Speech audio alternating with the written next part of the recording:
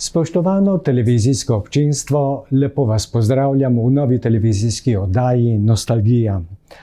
Moj današnji gost je vrhunski glasbenik, pevec, skladatelj, poet, pisatelj, prevajalec, novinar, založnik, zagotovo prvi slovenski pevec, ki je na ljubljanski filozofski fakulteti pri profesorju dr. Borisu Paternuju diplomiral iz slovenske popevke. Z nami je legenda slovenske popevke Tomaž Domicel, ki je vedno iskriv, duhovit, karizmatičen, srčen in prijazen sogovornik, ki pa zna tudi v vsakem trenutku, ko je to potrebno reči, Bobu Bob. V oddajo Nostalgija smo ga povabili z namenom, da ga spoznamo čisto od blizu, da spoznamo njegovo življenjsko zgodbo, ki je že od rane mladosti povezana z glasbo. Njegovo življenje je glasba, ustvarjanje glasbe in prepevanje. Na kitari je pravi virtuoz, na igranju, na ustno harmoniko pa prav tako. Njegov ustvarjalni opus je impozanten. Številne Tomaževe pesmi so že zdavnaj postale zimzelene, nekatere ponarodele. Iz bogatega Tomaževega glasbenega opusa omenimo nekaj naslovov pesmi: Slovenskega naroda sin, Stara mama, Danes bo srečen dan, Irena lahko noč, Ko se zjutraj zbudiš, Jamajka, Kam so šle vse rožice, Življenje je lepo, Kamionar, Avtomat, Preveč je kartotek, Povej, kar misliš, Špericer blues, Gospod direktor, Pogrešam te, Po novem letu boljše bo, Kaj naj jem. To je le nekaj naslovov Tomaževih pesmi, ki so se v zgodovino slovenske glasbe zapisale z zlatimi črkami. Te pesmi so že dolgo stalnica na vsakem Tomaževem nastopu. Tomaževe pesmi imajo bogato sporočilo, veliko njegovih pesmi je družbeno kritičnih. Čeprav je Tomaž že dobrih 12 let v poslovnem pokoju, je kot glasbenik in pevec še vedno aktiven, pesmi ustvarja nove skladbe, izdaja plošče, nastopa in razveseljuje glasbeno občinstvo doma in v tujini. Zakaj se je Tomaž že v rani mladosti zapisal v glasbi, izvemo kmalu. Prijazen pozdrav, spoštovani gospod Tomaž Domicel. Ja, lep pozdrav vam in širokemu občinstvu, ki sem sledil, da se širi s temi oddajami po celi Sloveniji. Imam pa že kot ponovadi eno pripombo, in glede na to, da je to tak auditorij in da ste vi en redkih prijaznih in informiranih voditeljev, pa predlagam, da v bodoče, mogoče celo v tej oddaji, uporabljate eno drugo oznako za mene. Legend je že toliko, da mi gre dobesedno na živce, da ne rečem bruhanje, od fuzbalistov do raznih glasbenikov, ki so to ali pa ki to niso. Jaz sem ikona. Pri vsem tem, kar ste povedali, mislim, da ikona veliko bolje opisuje z eno besedo to, kar sem kot legenda. Eni so rekli, legenda to pomeni, da si slaven, pa da si še živ. Spravim, bolj obratno bi bilo dobro. Jaz sem ikona, samozvana ikona. Spoštujem. In kaj ne rečem, v uvodu najnega pogovora se vam iskreno zahvaljujem, da ste si vzeli čas in da ste nas obiskali v studiu Televizije Arena. Še enkrat dobrodošli. Hvala.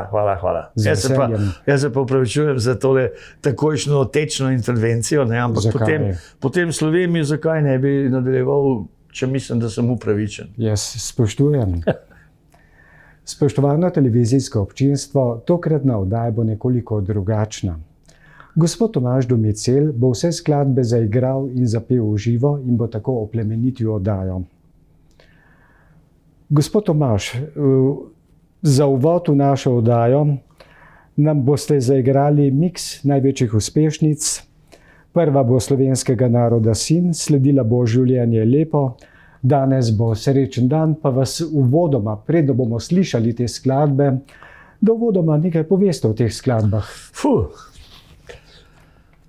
Ja, največkrat me sprašujejo, poklicani za skladbo Slovenska narodnost in kako je nastala. Popolnoma po naključju, nekje se je v zraku pojavila, da sem dobil to idejo, glasba, tekst, vse to in sem jo dokaj hitro napisal. Verjetno na podlagi izkušenj ali pa srečanj, ki sem jih doživel z nekaterimi našimi zdomci, celo nekaterimi prijatelji, nekaj je še živih, živijo v glavnem v Nemčiji ali pa na Švedskem, so nameravali priti nazaj, pa jim zdaj ni nič žal, da niso. In ta skladba je zanimivo, počasi se je nekako širila in prehajala med ljudi. Kakšno leto, dve je bilo potrebno za splošno prepoznavnost.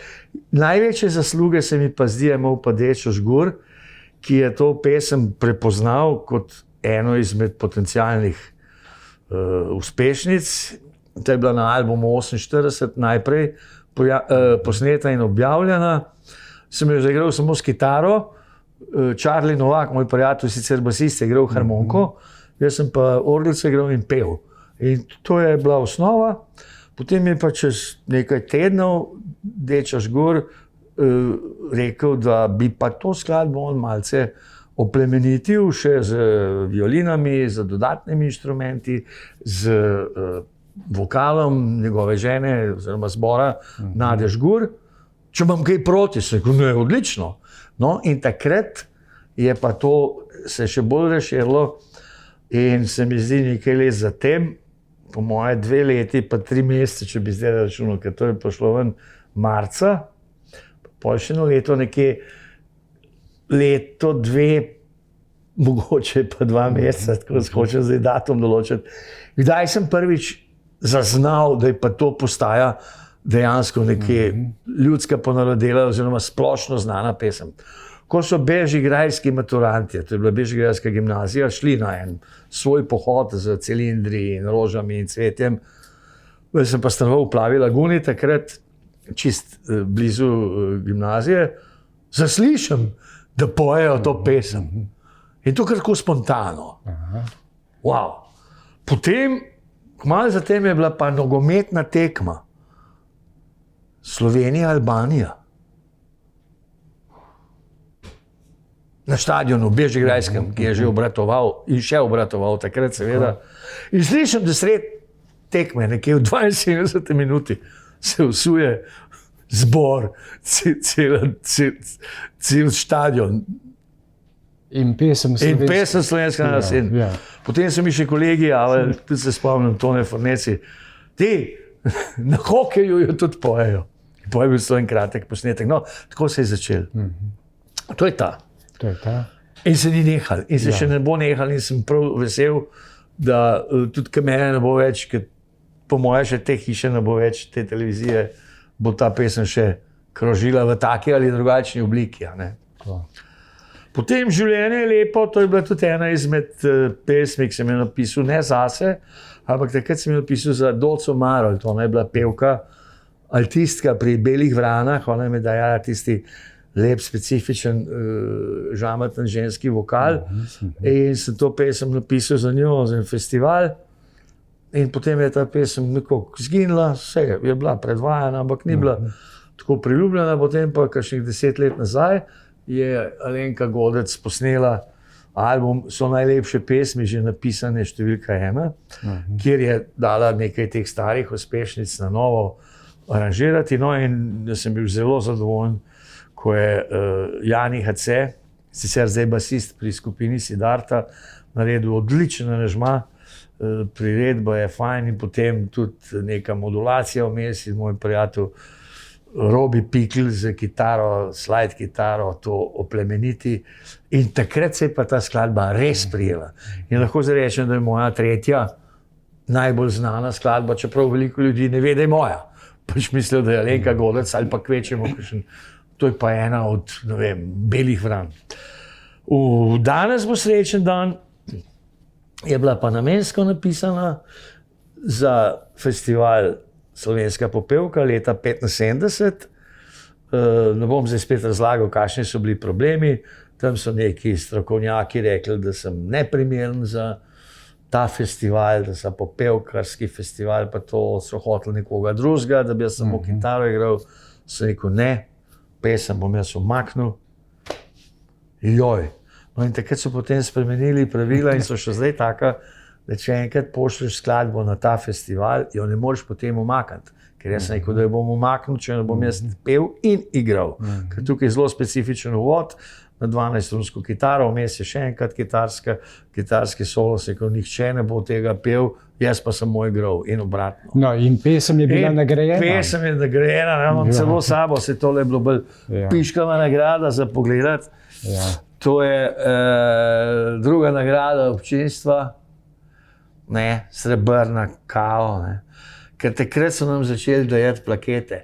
Takrat smo mi, kantavtorji in drugi avtorji, ne te posvečeni na radio, televiziji, začeli dobivati nagrade, ker niso bile več finančne. Ampak smo začeli dobivati plaketke. Ja. To se pravi toliko o vaših uspešnicah. Ne, sej potem je šlo naprej, ne. Smo žmečke napredovali in so bili tudi nagrade oziroma priznanja so imele malo bolj normalno in tudi, bi rekel, umetniško obliko. Ne.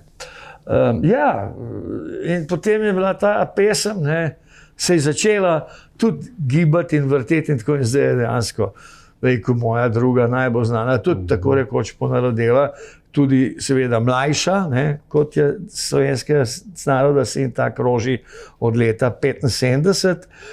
In jo številni ansambli izvajajo, pevci, razne priredbe so, tudi inštrumentalne. Jože Privšek je naredil z nje Ča, je bil na albumu, plesnem albumu, povabilo na ples in so vse plesne šole uporabljali. Skratka, zelo sem vesel, da ni bilo samo vokalno, ampak da je tudi Jože Privšek prepoznal kvaliteto te skladbe, tako kot je recimo Dečo Žgur prepoznal kvaliteto slovenskega naroda Sinu. In te tri so nekje izstopajoče, čeprav bi lahko zdaj naredili še veliko takih venčkov. Jaz ne maram venčkov, tam je v redu, ker v 5 minutah 3 največje. Ampak, gospod Tomaž, zdaj pa želim, da nam zaigrate in zapojete. Spoštovano televizijsko občinstvo, in zdaj prvi miks največjih Tomaževih uspešnic slovenskega naroda Sin. Življenje je lepo in pa danes bo srečen dan.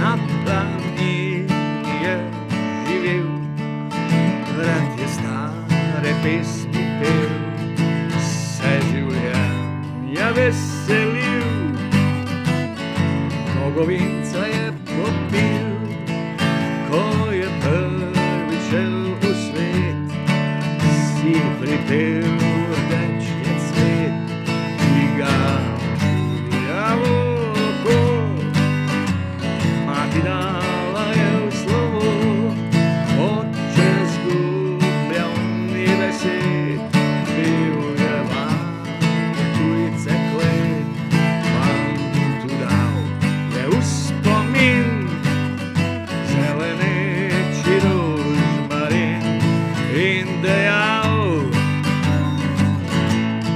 kodar hodil bo z njim, vedi, da si le slovenskega naroda sin.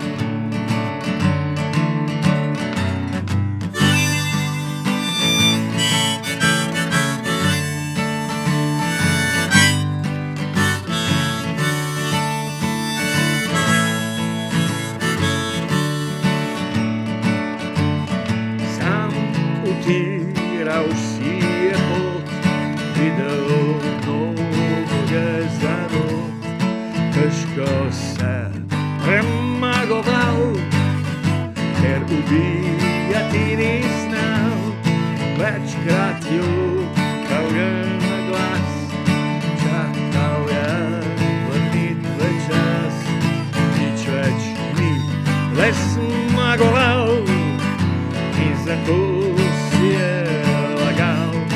iz dneva v dan. Ni mi mar bolečin, z njimi živim kot slovenskega naroda sin. Ko včasih se ti zdi, da vse čudnoga, želiš si daleko, bi spremenil svet, vendar potrebno ni, da bi filozof. Okrog sebe le poglej z drugačnimi očmi. Življenje je lepo, če ga živiš tako, kot ponuja se samo, in ne da ti ga spremeniš. Življenje je lepo, če ga živiš tako, kot ponuja se samo, in ne da drugega želiš.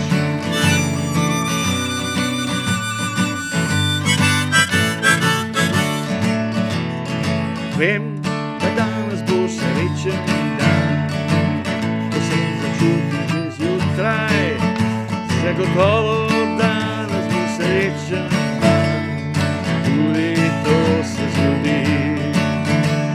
Morda se genij bo res nekje rodil in vojna se bo končala tam, kjer si si želel. Vem, da danes bo srečen dan, to sem začutil že zjutraj, zagotovo danes bo srečen dan, tudi to se zgodi. Naj, če ladja bo rešila brod do lonca in dež bo padal, kjer suša že traja vrsto let. Vem, da danes bo srečen dan, to sem začutil že zjutraj, upam pa, da bo srečen dan prav za vse ljudi, prav za vse ljudi, prav za vse.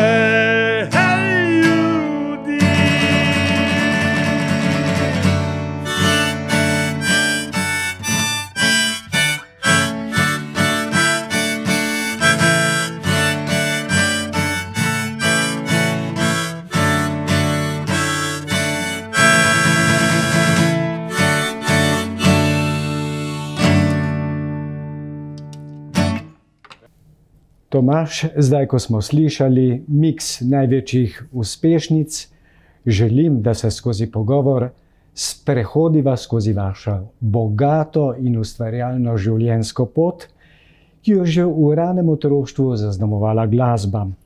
Že pri 6 letih ste se začeli učiti igrati na violino, pri 7 na orglice in seveda poraja se logično vprašanje, so bili starši tisti, ki so vas navdušili za glasbo, so oni prepoznali vaš talent in pa seveda, da ste se dejansko začeli učiti igranja na violino in igranja na orglice. Ja, Kako je bilo s tem? posredno da, posredno vse to drži.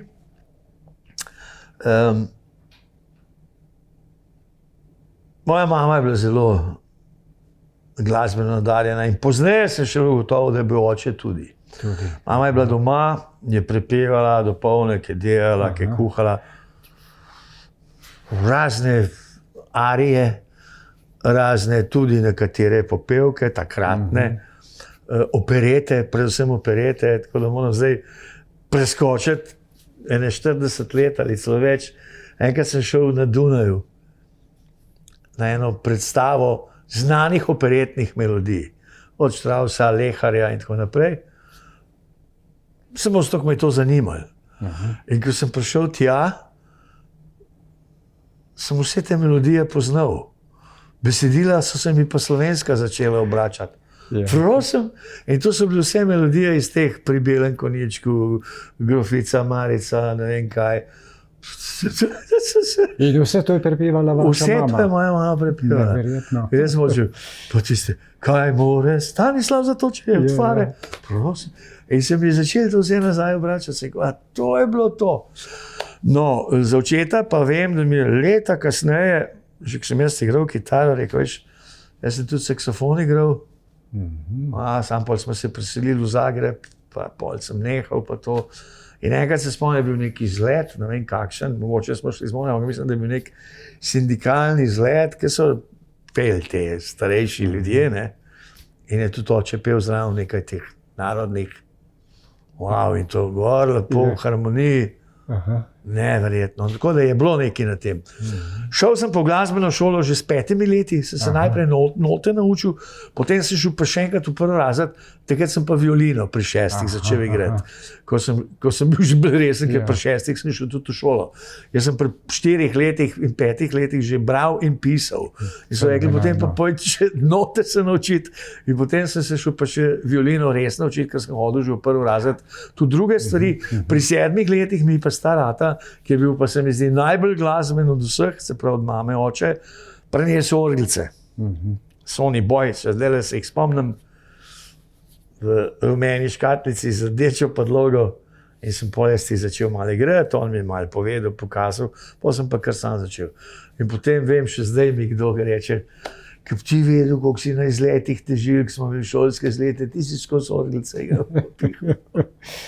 Tako je bilo to. Potem pa violina, seveda, ne vem, je bil vztrajal, ali ne, sestra se je učila klavir, takrat je bilo tako nekako v modi v mestu.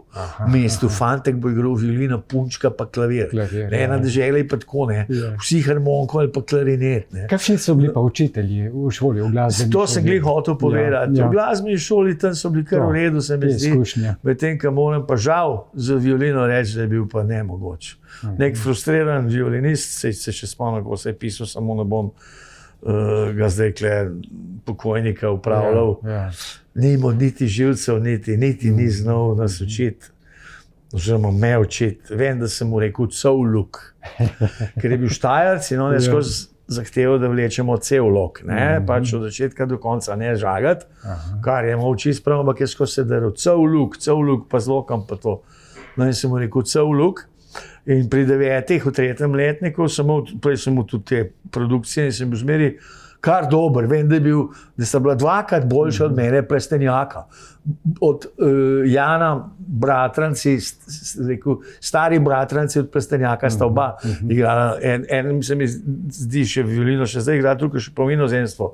Oba sta bila tudi na violini, seveda tudi kakšno let starejša in sta bila boljša od mene na teh produkcijah. So bili fanti, jaz sem bil star 7 let, oni 9. Ko sem bil pa star 9 let, sem pa jaz violino razdrl, ker me je tudi zanimalo, kako izgleda. Potem smo jo morali dati popraviti, mojstru Demšarju v Staro Ljubljano. No in s tem se je moja violinska kariera končala. Pozabil, orglice sem še naprej igral, kolikor je bilo, potem sem v razne hobije, modelarstvo, pa tako naprej, potem je prišel šport, ampak potem pa so se... Kitara je prišla pozneje. Kitara je prišla, ker sem bil z orglicami odveč. Z raznimi bendi sem igral orglicami, se bom jaz tudi kitaro naučil. Ampak to ste se pa sami naučili, kolikor vem. Čisto, malo sem eno knjižico, bratje Jovičiča, kaj so bili, in so bili akordi, in so bili one take pikce, si prijel in je začel. Da mi je poči kontra dom. O mili Marjane moj. Krasno. Kitaro mi je pa posodil in prijatelj, takrat sva Rokoborba skrb trenirala in sicer Brezovec, to so bili 3 bratje iz Savskega naselja, vsi Hrusti, krasna familija in so imeli staro kitaro in se rekel, dajte tole meni malo posoditi. Od jaz videl, če se lahko kaj naučim. To je bil za 29. novembra, za praznike, ki smo bili 2 ali 3 dni doma in jaz začnem brenkati, tista knjižica, blojm. In glej si ga na zlomka, en drugi ali tretji dan pozvoni na naših vratih, gre oče ven in se prikrohota nazaj, ko pa je prav od spodaj, sosedje so se pritožili, hčerka Barbara je prišla reklamirati, da naj malo bolj potiham radio damo. Ampak to sem jaz nažigal kitaro. In smo pol ugotovili, da je pa to že zelo uspešen začetek, ker če bom rekla, lahko Tomaž majčkeno manj nažiga na kitaro, ne bi bil to tako, rekel, hvale vreden komentar, kad je bil ta, čeprav je bil seveda negativen. To se pravi obetaven začetek. Ja, in tako sem jaz začel. In potem sem dobil naslednjo kitaro in potem je mama rekla, če boš dober naredil 3. letnik, boš dobil električno kitaro. Wow, ne vem, točno vem, koliko je stala. 50,000 takrat. Mama je imela 38,000 plače kot računovodkinja. Ja. In kupil sem jo pod enega starejšega, že študenta, Boto Milošević, se je pisal, kad danes vem, in kitara je bila Framus, odlična kitara, električna s 3 magneti z vibratorjem, wow. In on je pa prodal, ker je šel na Švedsko. In mislim, da je še zdaj tam, ne vem, če živ ali ne, on je še izselil na Švedsko. In sem jaz to z kitaro začel igrati. In poleti smo bili na kolezi, fantje, in je rekel, kolega Istok Krasnik se je pisal, Ico. Ico je rekel, Tomaž, jaz imam pa band, kao na pol bom nehal, a bi ti tukaj igral pa kitaro pa to. Imam basista, imam bobnarja, imam ritem kitarista, ti tudi kaj poješ, pa to je, če bo treba. Ne? In sem jaz pol ta njegov band prevzel. Jesen smo že na Šubičevi gimnaziji igrali. V 4. letniku sem bil, 17 let sem bil še star. Se o tem bova še govorila v nadaljevanju. Ampak mogoče še ta misel ali pa to vprašanje, kolikor vem, vsaj poznano mi je, da imate posebno tehniko igranja na kitaro, ki ste jo izumili pa popolnoma sami. Drži ta teza? Nisem jo, ne, popolnoma nisem sam izumil, ampak sem jo pa prilagodil iz večjih teh stilov, ki so jih imeli, predvsem se je začelo to z črnskimi bluzmeni oziroma celo še sužnji oziroma delavci na teh plantažah bombaža in ostalih zadev na južnem delu ameriških Združenih držav, kjer so imeli stare kitare in morali so tudi na glas igrati, če so igrali zvečer v teh njihovih špelunkah, barih, ne vem, luknjah, dobesedno plesnih in tako naprej. In oni so potem s kovinskim drsnikom ali pa z odrezano steklenico ali pa bi to tukaj igrali. Potem so si dali mogoče kakšne naprstnike gor. No, jaz sem pa to nekako skombiniral, da še zmeri uporabljam drsalico oziroma trzalico. In zato lahko tudi neke umestne vložke delam, ki jih oni niso mogli ali mojo. In imam naprstnike samo na 2 prstih. Oni so imeli mogoče na 3 ali pa samo enega, samo na kazalcu in na palcu. Tako da to takle slog zelo, zelo malo ljudi igra. Sem jih videl tudi v Londonu, sigurno 20-30, ki so igrali to tehniko, ampak njihova desna prstna tehnika je bila drugačna. Zdaj sem videl enega spet, ampak ima na palcu. Tak krempelček, kot pri nas citrarji. In potem s temi 2 ali pa celo 3 prsti pa igra potem gor po strunah. Samo to, da bi pa v enem trzalico imel pa pol miglav, tega pa res ni veliko. Moram se izpredeti, jaz nisem še videl nikogar, ki bi to igral. Izziv pa je. Zagotovo. Poglejte, če nadaljujeva pogovor, pojdiva še malo nazaj na otroštvo. Že kot otrok ste leta 1957, to se pravi 1 leto pred ustanovitvijo ljubljanske televizije, šolskim zborom nastopili na Radiu Ljubljana. Pa me zanima, kako vam res v spominu ostaja ta nastop. Ponavadi si zelo zapomnimo nek tak prvi nastop, sploh radio, takrat je bil nekaj posebnega v vašem času, v času vašega odraščanja, najstniške dobe. Ja, takrat sem hodil v 8-letko, se mi zdi, da je bil to 4. razred, ki je bil v pritličju zdajšnje Šubičeve gimnazije, kamor sem jaz pozneje hodil v gimnazijo.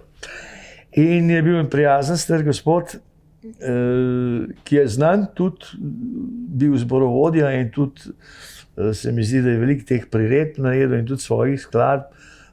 Nisem prepričan, ampak mislim, da je bil Korošec, Luka, mi smo rekli Kramolc, ampak je bil Luka Kramolc.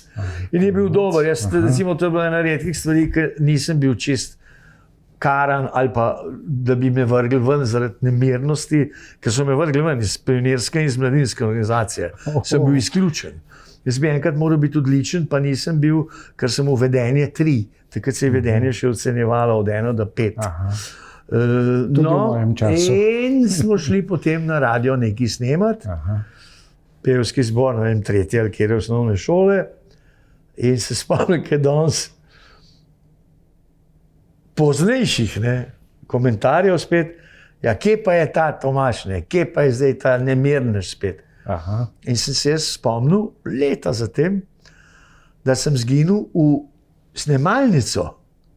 V snemalnico, ker me je zanimalo, kako se to snema. Da so bili ti mikrofoni in te so nas postavljali, ti boš tukaj, dajmo zborček, ungor, ne. Gospod Luka je pač to nas krotil. Jaz sem pa zginil, sem bil podzadaj. In so prišli po mene. Nekoliko so me odkrili, 5 moraš šet, pa jaz bi raj tukaj bil.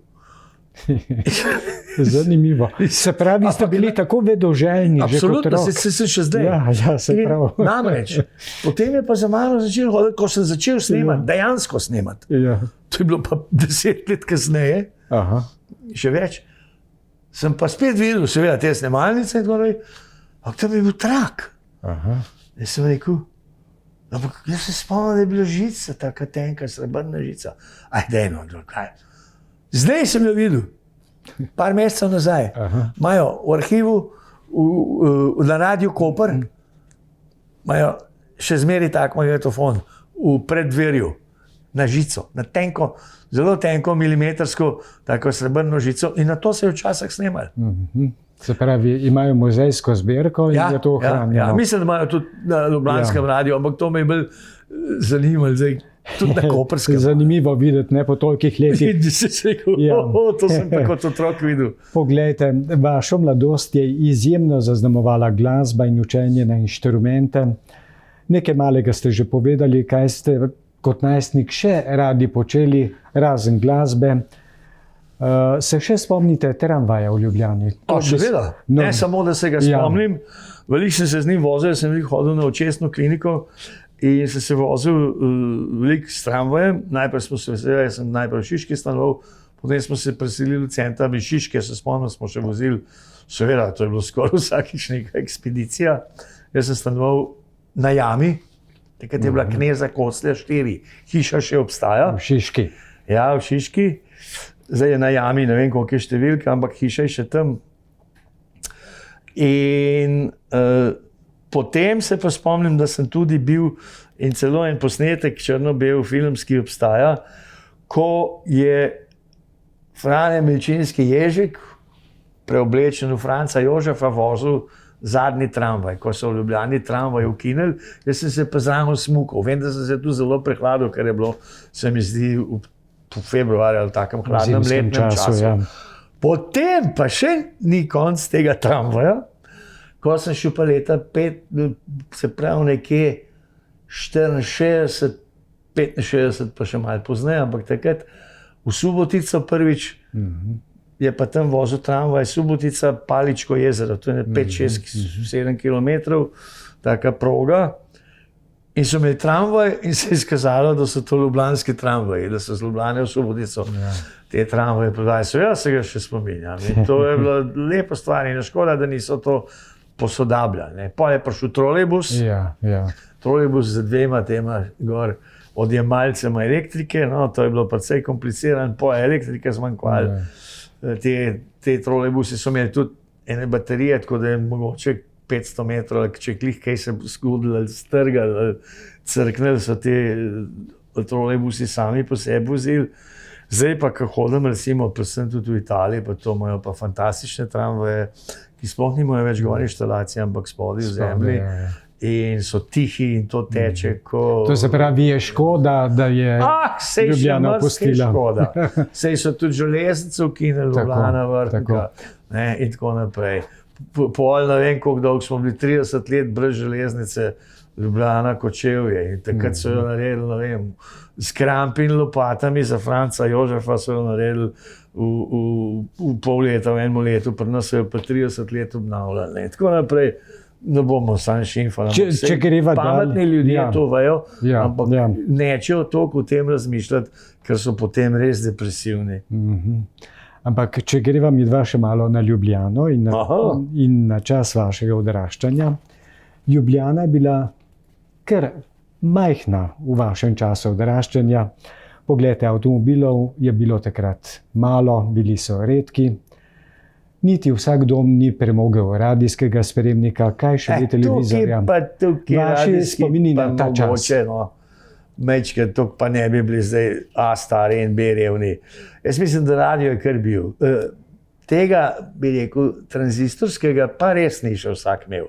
Tistega doma vštekanega pa so imeli že pred vojno, pa med vojno so jim ga sicer zaplenili, Italijani predvsem, pa pol Nemci zaradi tudi radija, kričači in tako naprej. Tako da radijski so bili. Zdaj, kar se pa televizije tiče, pa tega, to moram pa povedati zgodbo. Zgodba je čisto preprosta. Stara elektrotehna trgovina je bila na Cankarjevi. Takoj zraven podhoda, ki vodi noter v tole Kino Komuna. Mislim, da je zdaj trgovina začela leta. In se spomnim, ker prvi se je pojavil televizor črno-bel. Mi smo ga gledali. Smo ga gledali skozi izložbo kot čudo. Mi smo pa v šoli se pravi, jaz sem hodil takrat v 7. razred, zdaj lahko začunamo, imeli pa v šoli, to je bila šola Majde Vrhovnik, se pravi, sem bil 12-13 let, ko je bila olimpijada v Rimu, in smo se vsi v klet spravili, in bi spet tak majhen črno-bel televizor in smo gledali to olimpijado. In se spomnim, kad danes smo gledali maraton in je Bikila Abebe zmagal. Bosonog. To je pa hudo. Ker Angleži so imeli že 20 let televizijo in to ta pravo. Mi smo imeli pa uno črno-belo tako. To je pa šlo zelo počas. Televizija je bila pa počas. Potem pa seveda slovenska televizija črno-bela, par ur, dolga in dolga leta smo gledali Dnevnik iz Beograda. Tako je. In smo pa imeli na filmu, pred filmom je bil pa v kinematografiji, so bile pa filmske novosti, 10 minut, 12 minut. Se spomnim tudi jaz. To je bilo zanimivo. Drugače pa, radio, jaz sem radio zelo poslušal. Vsi smo poslušali radio. Gramofonov tudi še ni bilo. Meni je oče prinesel gramofon za 14. rojstni dan. Se spomnim, kaj danes, se pravi, marca sem tako na balkonu bil, on je pa prihajal iz Nemčije in sem mislil, ja, ne, in je pod pazduho imel veliko škatlo. To je bilo leta 62. Veliko škatlo. Wow!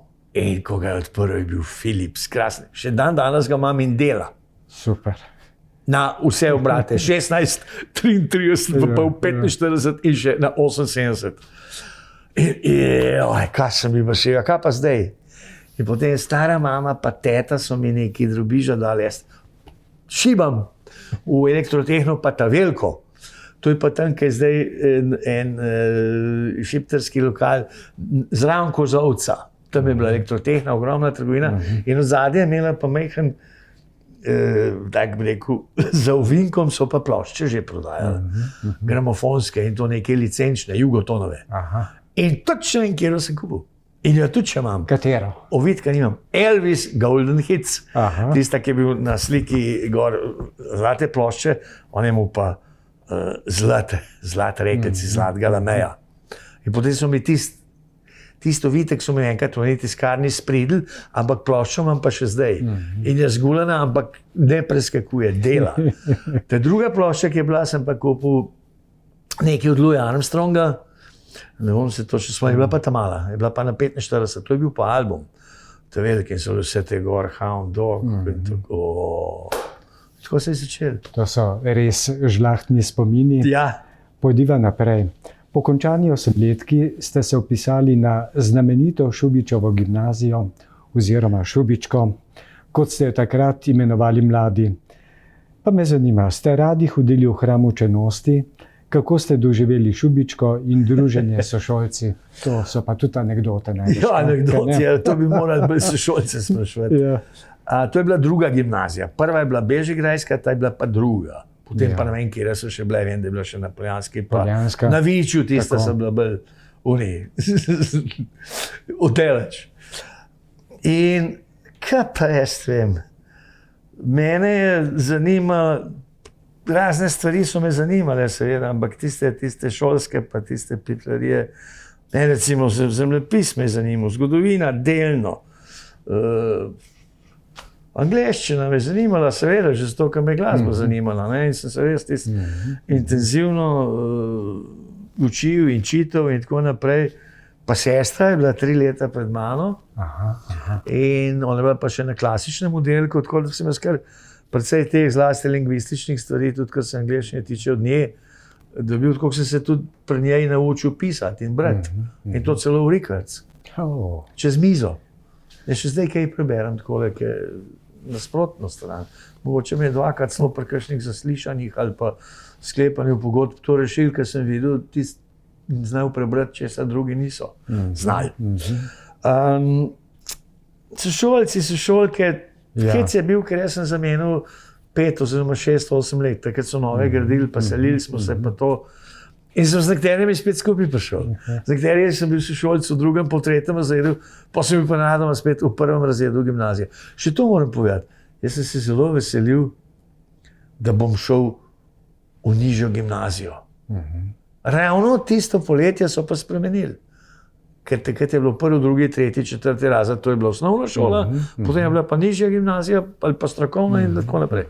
Sem šel pa 5. razred, sem šel pa 8 letkov. Tako sem 8 letkov hodil.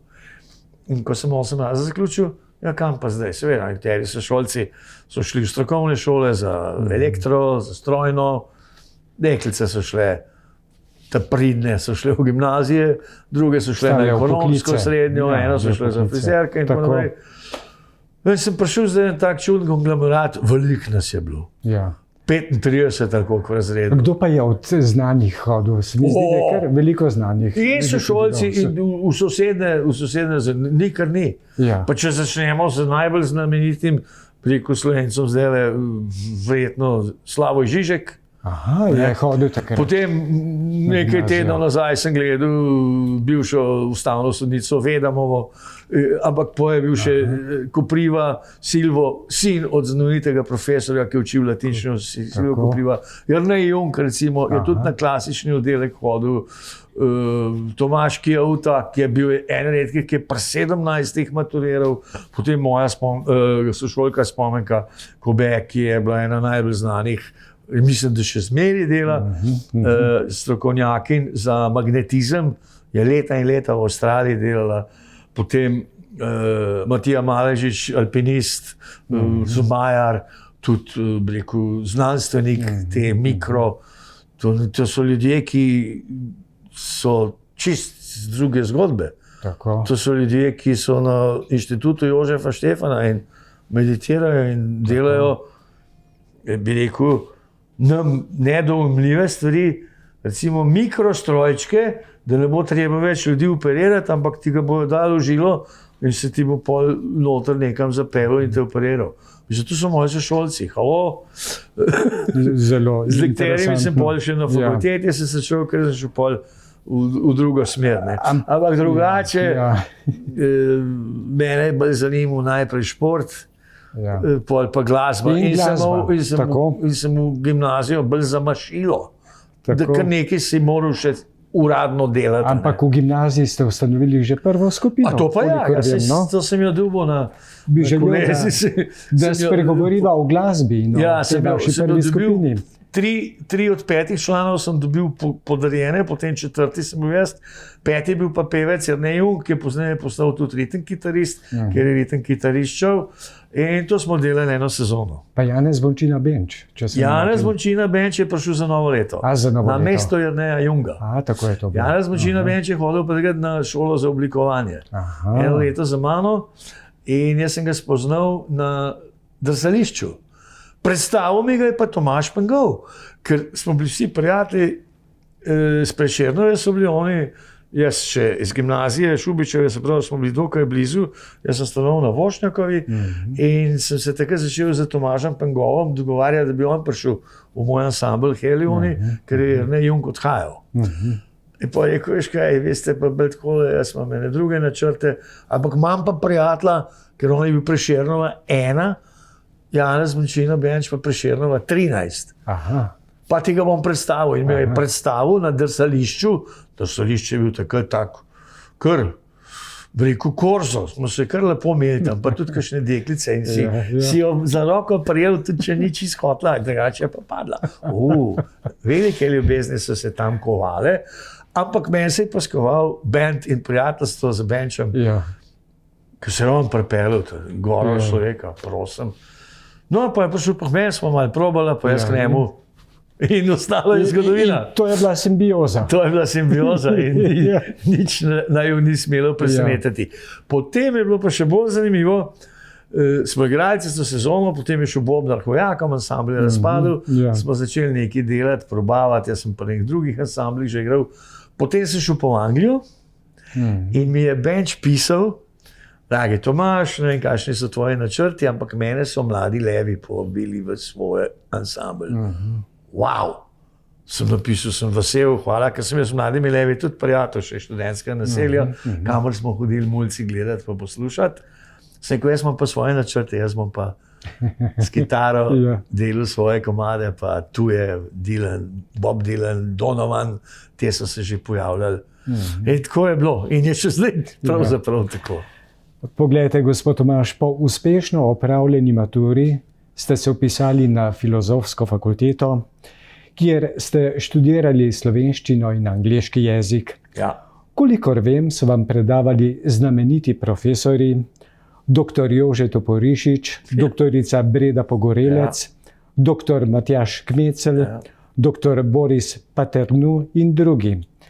Zanima me, v kakšnem spominu vam ostaja študij na Filozofski fakulteti, kako se spominjate svojih profesorjev? Bi mogoče malo študiju pa o profesorjih povedali? Teh profesorjev in še par drugih, je bil tukaj še profesor Koruza, profesorica Helga Glušič in tako naprej.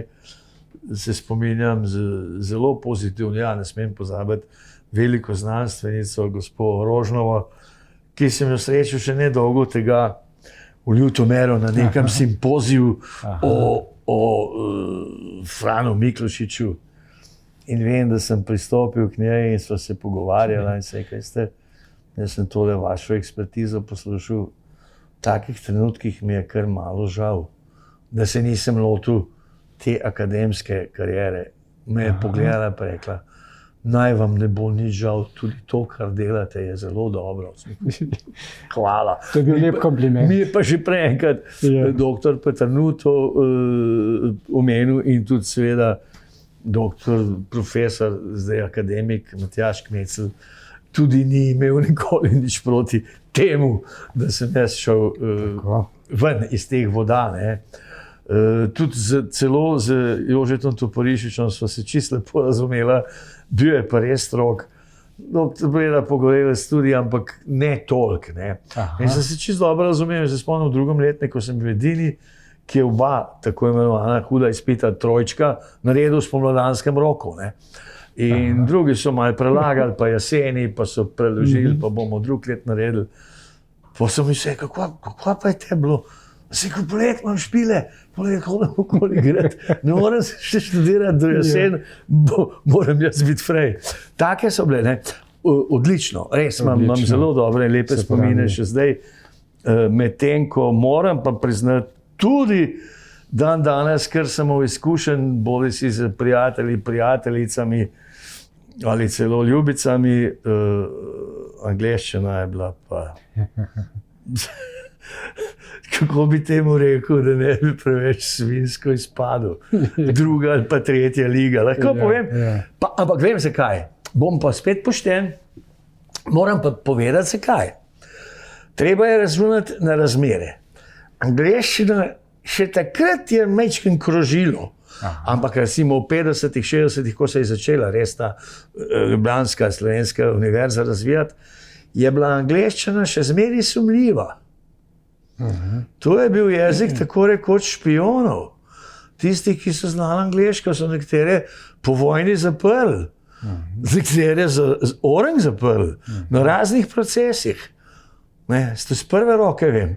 Tako da angleščina je bila na profesorica Skalickijeva tudi, pa še par drugih, ki so bili nekoliko natural speakers. Ampak profesor ni pa noben te prav. Ne bom imena omenil, ampak kdo je hodil na filofaks takrat, pa sem bil z sinom prijatelj. Ampak mi smo imeli tam profesorja, ki se je naučil angleščine na Visu, od pilotov, ki so imeli na Visu zavezniško letališče. In še par takih smo imeli. Imeli smo tudi dva odlična, če ne tri, gospoda, zabavna, perfektna. Ampak kadar so prišli ali pa tudi ne. Ali so bili pa prbiti po domače rečeno, ali so imeli pa doma probleme. To so bile burke in to se je nadaljevalo. In ta tradicija se še zdaj nadaljuje. Je pa res, da so pa analitično pa to pa obvladali. Mene to tudi ni zanimalo.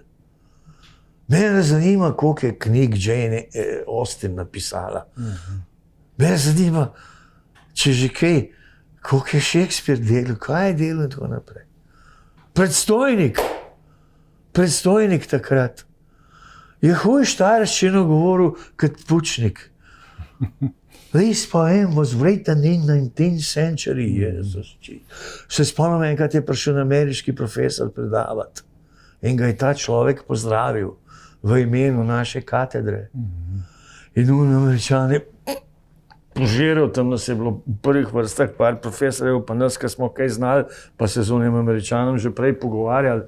Ta je pa prišel z enega listka in rekel: Dear friend, we are very glad to see you here. Ja, smo se sami spogledovali. Profesor z ameriške fakultete je pa gledal, to je vse ugotovljivo, to je vse v arhivu. Je pa gledal, sem mislil, kva bo pa zdaj rekel. In je fantastično povedal v krasni zborni ameriški angleščini. Spoštovani kolega, hvala za sprejem in prijeten nagovor.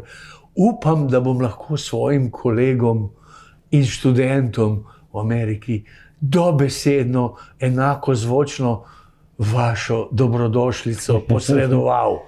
Takrat se pa nismo mogli več zadržati.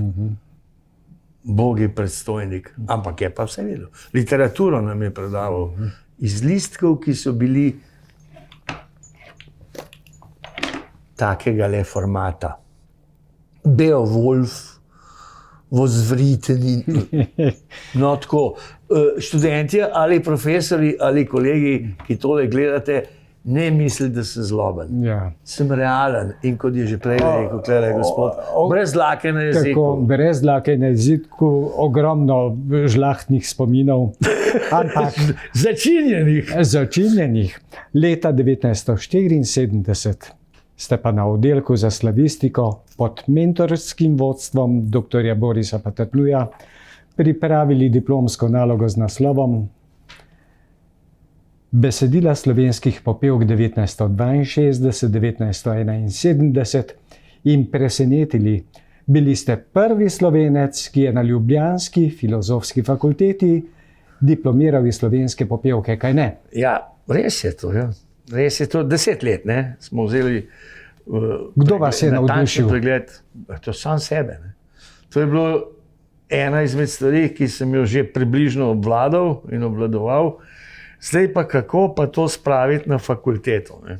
Tukaj je bil pa rekel večji problem.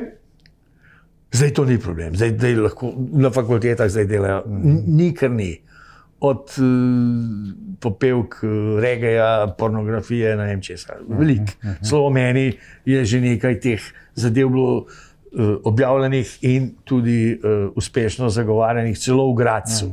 V mojem prevajanju je ena deklica iz Vržeja v Gradcu diplomirala za 10 o mojih prevodih v angleščini.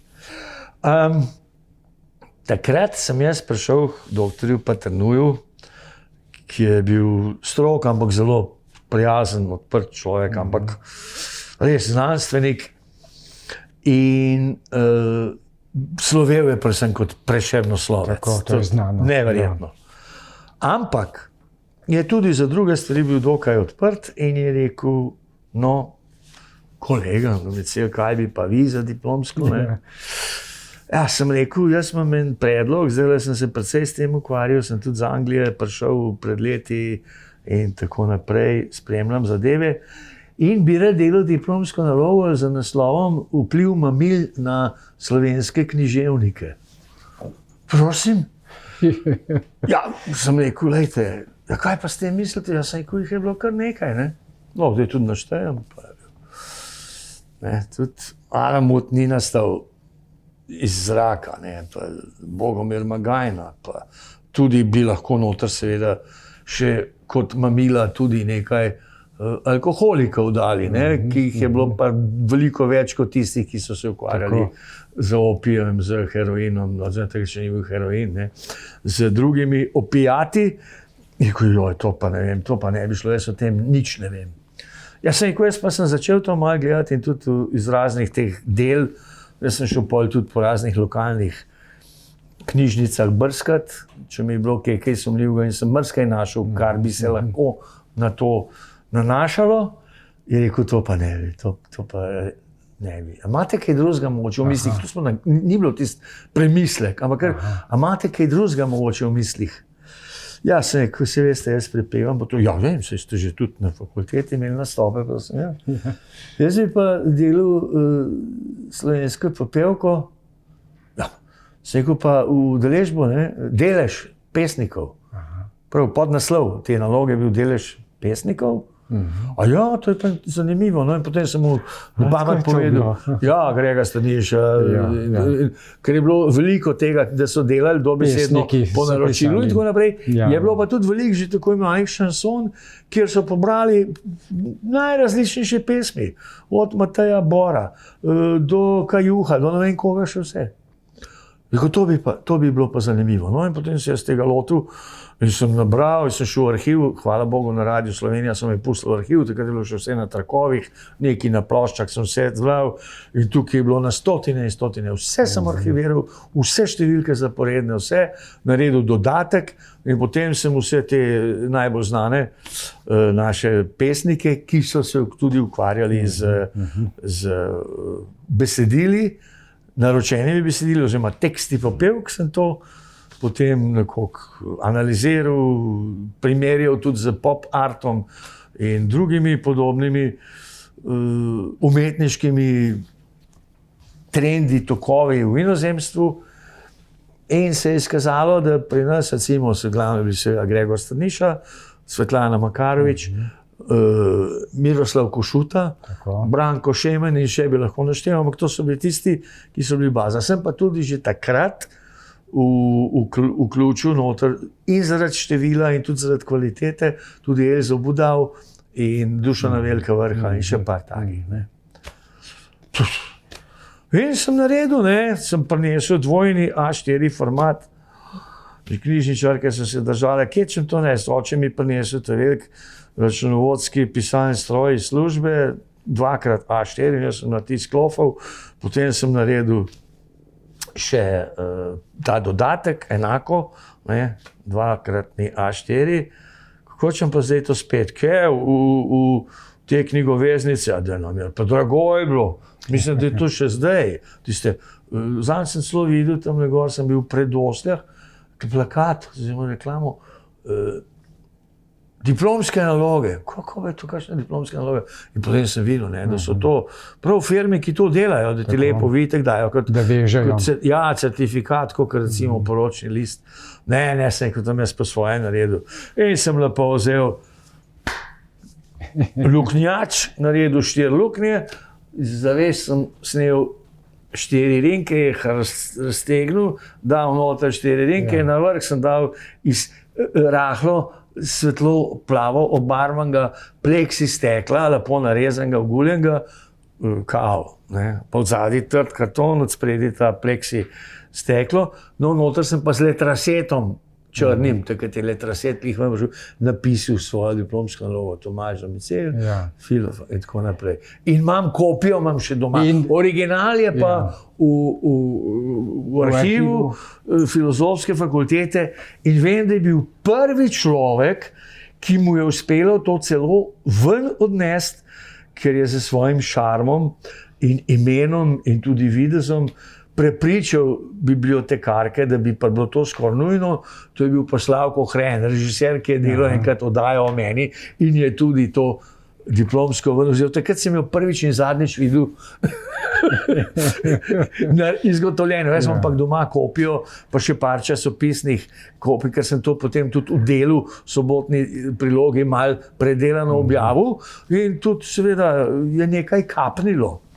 Toliko zanimivega ste povedali, ampak mi dva nisva dorekla vsega. Mi dva bova zdaj končala oddajo, se pravi prvi del nekako zaključujeva. Srečala se bova prihodnji teden in bova seveda oddajo nadaljevala. Za zdaj se vam pa iskreno zahvalim. Ni za kaj. Z veseljem. Spoštovano televizijsko občinstvo, sklenili smo prvi del oddaje Nostalgija s Tomažem Domiceljem, glasbenikom, kantavtorjem. K spremljanju drugega dela oddaje vas povabim danes teden ob enakem času. Na snidenje.